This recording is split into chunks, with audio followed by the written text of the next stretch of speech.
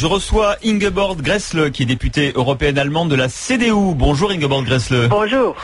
Merci beaucoup d'être avec nous ce matin. On s'est dit, on va appeler Ingeborg, parce que il y a 6 mois, vous aviez au téléphone, Nicolas Sarkozy veut changer l'Europe. On s'est demandé ce qu'en pensaient nos amis allemands. Alors, déjà hier, en préparant l'émission, hier soir, vous nous avez dit, vous avez eu un peu peur hier en voyant cette marée de drapeaux à Villepinte, c'est vrai? Oui, tout à fait. J'étais très surprise de voir qu'il n'y a même pas un seul drapeau européen là. Alors c'est vrai. Pour moi, c'est quand même assez inouï de voir que les partenaires ne comptent plus. Alors vous avez vu quand même que sur la scène, quand même, Nicolas Sarkozy, il était tout seul avec un drapeau français et un drapeau européen quand même. Hein. Ah oui, alors là, franchement, très bien. Bon, alors donc on va parler du fond maintenant. Vous avez vu que Nicolas Sarkozy veut tout changer en Europe. Hein. Il veut changer la libre circulation, puisqu'il veut qu'on accélère la remise en cause de Schengen.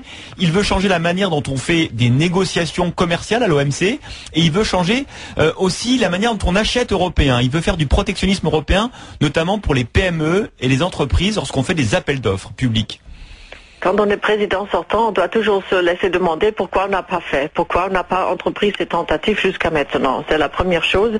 La deuxième chose, c'est que Schengen, c'est le grand atout, la libre circulation, c'est le grand atout de l'Europe. Et mettre ça en question, c'est assez grave. On a déjà eu ça plusieurs mois avant avec les Danois. Et là, on s'est battu, on a essayé de leur faire clair que c'est pas une bonne idée. Et je crois que c'est pas une bonne idée non plus pour la France, parce que ce sont les Français d'abord qui sont contrôlés aux frontières. Et en plus, vous savez, la crime organisée, ils ont les papiers qu'il faut. Alors c'est pas eux qu'on va attraper avec des contrôles à la frontière. Et les illégaux, de toute manière, les États membres ont l'obligation de lutter contre l'immigration clandestine. Et là, la France devrait montrer les mesures qu'ils font. Vous dites que le problème, c'est pas, Ingeborg Grässle, le Schengen, par exemple, c'est vrai que la plupart des immigrés, par exemple, je pense à la France, je le dirais tout à l'heure, Henri Guénaud, l'immigration africaine ou asiatique, elle arrive pas de manière illégale, elle arrive avec des visas de tourisme. C'est juste qu'après, ils ne repartent pas, en fait. Ils arrivent par les avions. Alors là, il faut mettre des restrictions au visa de tourisme. C'est pas un problème de Schengen, en quelque sorte. Non, c'est pas un problème de Schengen, non. Si on ne peut pas attraper les gens quand ils arrivent au pays, dans l'Union européenne, c'est ça le problème. Vous n'arrivez pas à les attraper sur votre territoire. De toute manière, ils sont des illégaux après un certain temps. Alors ça, c'est pour l'immigration. Ensuite, sur la manière dont l'Europe économique se construit. Vous n'êtes pas d'accord avec Nicolas Sarkozy que peut-être en Europe, on était un peu naïf, qu'on a laissé les importations se déverser dans nos pays, qu'on n'a pas... Les Américains, depuis les années 30, ils ont ce qu'on appelle le Buy American Act, hein, c'est-à-dire que on donne la préférence aux entreprises nationales, donc en l'occurrence européennes, lorsqu'il y a des appels d'offres publics. Pourquoi on le fait pas? Mais les Américains ont depuis 2009 aussi le Government Procurement Act.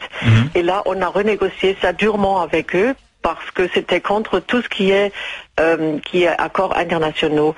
De toute manière, on vit dans un monde des accords internationaux. Et là aussi, dans le WTO, le World Trade Organization, on négocie avec les pays tiers. Oui, mais avant d'avoir réussi à négocier, faut peut-être imposer des choses unilatérales, puisque les Américains l'ont fait unilatéralement. Après, on leur dit, attendez, vous exagérez, etc. Mais n'empêche que le Buy American Act, il existe depuis très longtemps. Il existe depuis très longtemps, mais il n'est pas si important que ça. Et de toute manière, ça sert à quoi l'industrie américaine? Ils sont pas vraiment très compétitifs. Pour moi, cette question, tout ce que Sarkozy a fait hier sur l'Europe, ça cache le vrai problème, c'est la question de savoir quelle est la compétitivité et les mesures pour augmenter la compétitivité de la France. Et ça ne va pas parler selon vous. Mais dites-moi, Ingeborg Grässle, je croyais que la CDU, notamment Angela Merkel, soutenait Nicolas Sarkozy. Alors qu'est-ce qui se passe? On aimerait bien qu'il gagne les élections, mais est-ce vraiment nécessaire de promettre lui aussi de rompre le droit européen? Et alors finalement, vous préférez pas François Hollande du coup, parce que lui il veut pas remettre en cause et Schengen et l'OMC. Il propose juste de remettre en cause le traité sur l'euro. Oui, c'est ça. Il fait quelque chose de très grave. Et là, c'est-à-dire remettre les traités sur l'euro, c'est très grave. Et mes électeurs vont se demander si on reste vraiment les seuls à survivre comme Européens. Ça va pas. Dans une union du droit, on ne peut pas faire ce qu'on veut. On doit respecter ce qu'on a convenu ensemble, et c'était des choses qu'on a convenues ensemble. C'est pour ça que je comprends pas vraiment cette tournure que prend la campagne électorale française. C'est vrai que c'est pas encore une procédure législative, mais ce qui s'annonce là, c'est suffisamment grave. On ne peut pas faire l'Europe comme ça. On ne peut pas coopérer comme ça. Merci beaucoup Ingeborg Grässle, c'était très clair. Hein. Ça vous a pas plu du tout le discours de Nicolas Sarkozy à Villepinte, et pourtant vous êtes du parti d'Angela Merkel. Merci beaucoup pour cet œil, ça fait toujours du bien de sortir un peu de nos frontières et de voir comment on est jugé par nos amis européens. Merci beaucoup.